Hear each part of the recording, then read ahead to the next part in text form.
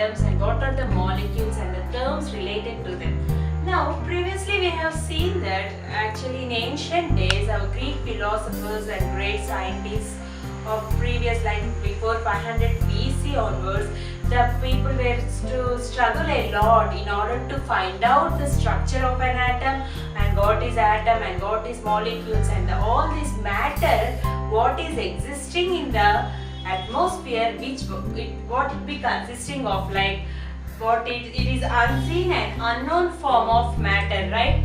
Like we can't see the matter what is around us, therefore the philosophers used to struggle a lot, and they have been undergoing a lot of investigations regarding the matter around us, and around 500 BC they have concluded that the philosophers that the matter is unseen and unknown form.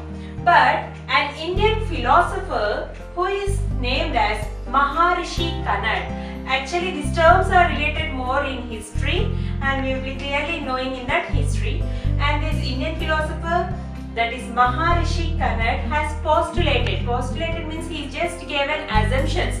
There is no theory or there is no proof for his statements, they are just his assumptions and they are axioms of his statements, right? And he said that matter is known as Padarth.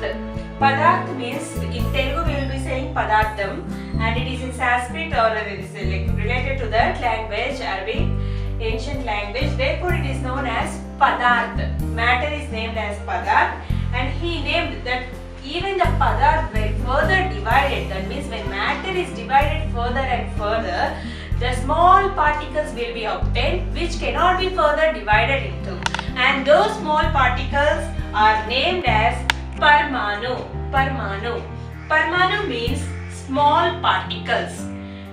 And let us see that Indian philosopher like Pakuda Katyayama. He is the one of the great philosopher of India, and he also stated some postulates, or he given some statements such that he said that Democritus and Leucippus. Democritus and Leucippus means that atom is indivisible and it is indestructible and it cannot be further divided into. Therefore, he said Democritus. Democritus means indivisible particles. The meaning of Democritus means indivisible. That is, it cannot be divided further. Now, according to all these Indian scientists and great philosophers, they have concluded that up to 18th century they came to an end that atom has having further subatomic particles, and they are known as proton, electron and neutron. These are detailed explained in further classes. And let us see this in 18th century the great scientist known as Antoine L. Lavoisier. Antoine L. Lavoisier, the name itself says that he gave a chemical foundation for this atom and matter. That is, he gave the foundation for chemical sciences, and he defined some laws. Laws means it is having the proof and theory and which verifies it. But regarding postulates, it are assumptions for the people. And let us see laws of chemical combination. That means laws of chemical combination. That is, this is the first law which is given by Lavoisier and Joseph L. Prost. And this law of chemical combination is defined as by using the activity known as, let us take two sets, that is X and Y sets.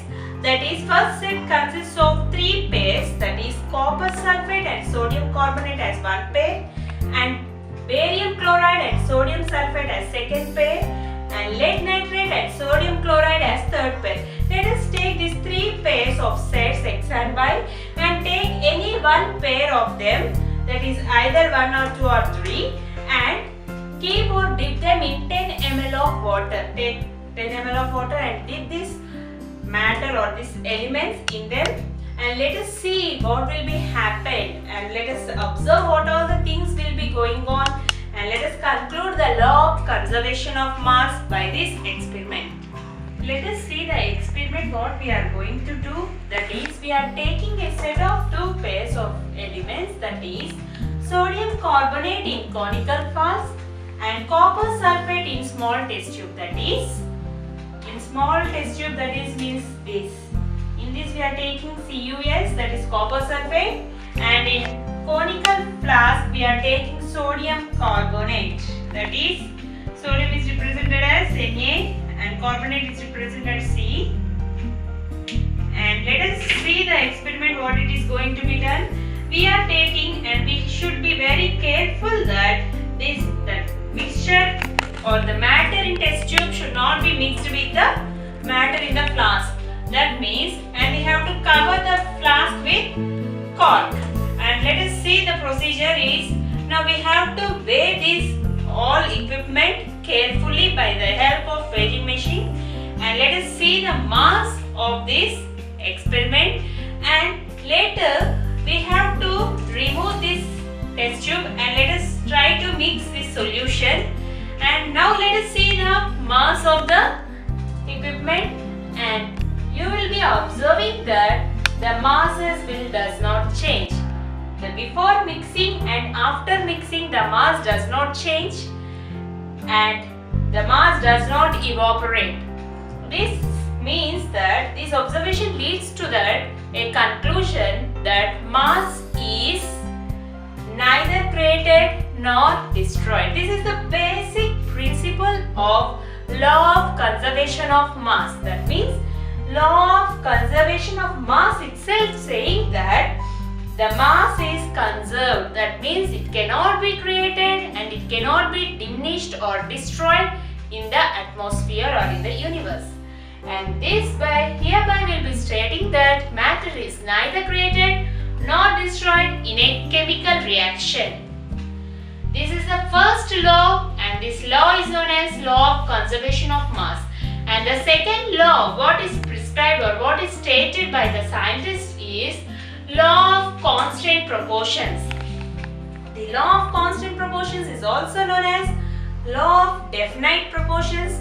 That is, definite means a constant quantity or a particular quantity or a measured or standard quantity. Now let us see, the scientist Lavoisier has said that the compounds with same elements will be having of same proportion whether it are formed by any of the scientists. That is, let us take a good example to understand briefly. That is, let us take water. Water is a compound which consists of both hydrogen and oxygen elements, and the hydrogen and oxygen ratio is 1:8 composition in water, and therefore let us take 9 grams of water and the composition will be always same. That means the rate of proportion, that is 1:8, will be maintained constantly throughout the solution. Whatever solution or whatever weight or mass or volume you are taking, the ratio of proportion of those elements will be maintained constantly. That is, in 9 grams of water there will be 1 gram of hydrogen and 8 grams of oxygen. That is, they will be maintaining 1:8 ratio. And at the same time, let us take ammonia. That is, ammonium, if you take, there will be composition of nitrogen and hydrogen elements, right? Ammonia is formula is NH3. The symbol is NH3, and we can say that nitrogen is 14 and hydrogen is of 3. The ratio is 14:3, and therefore we can say, let us take, if suppose 17 grams of ammonium, then there will be 14 grams of nitrogen and 3 grams of hydrogen. In the same way, we can state or we can define any compounds with their particular ratio standards. And this hereby define that in a chemical substance, the elements are always present in definite proportions by mass. That means their mass, according to the mass of these elements, they will be proportionated, and these proportions will be constant and maintained throughout in whatever compound it may be. It's HNO3, that is the atomic mass of hydrogen plus atomic mass of nitrogen plus atomic mass of oxygen. That leads to atomic mass of hydrogen is 1 and for nitrogen it is 14 and 3 atoms of oxygen hydrogen, that is 16 into 3, that is equals to 48. 48 plus 14 plus 1 will be equals to 63 units of hydrogen hydroxide. That is formula unit mass. Previously we have seen the molecular mass, that is adding the atomic masses of each and every atom of a particular element, and now it is same as formula unit mass also. The definition for formula unit mass is the sum of atomic masses of all atoms in a formula unit of a compound. That means let us take for example water, and water consists of how many atoms? That means two different elements, that is hydrogen and oxygen, and the sum of those atomic masses, that is sum of hydrogen and sum of oxygen atomic mass, will lead to the formula unit of a compound. That is, for example, let us take sodium chloride. The atomic mass for sodium is 23 and for chlorine it is 35.5. Because chlorine is consisting of two isotopes, therefore we are getting the fractional atomic mass number, and the resultant will be the summation of these two atomic masses of two elements, and it will be equals to 58.5 units. And let us see one more example, that is calcium dichloride. That means the atomic mass of calcium plus, here chlorine we are having two atoms, right? That's why we are into 2 into atomic mass of one chlorine atom. That is equals to 40 into 2 into 35.5. Therefore it will be resulting into 111 units. Right? Let us see the mole concept, that is which is important concept regarding the atom and molecules. And let us see with an example, that is when we take two molecules of hydrogen plus one molecule of oxygen, the resultant will be two molecules of water. The water compound is thus obtained by mixing of two molecules of hydrogen and one molecule of oxygen. That is 4 units of hydrogen, that is hydrogen is consisting of each, the atomic mass of hydrogen is 1. Therefore we are taking 4 hydrogen atoms, therefore 4 units of hydrogen, and oxygen we are taking 2 atoms, that is each unit of one oxygen atom is 16. Therefore 2 into 16, that is 32 units. 32 plus 4 units will be resulting into 36 units of water molecule. And now let us see the mole concept in detail for further molecules and further elements.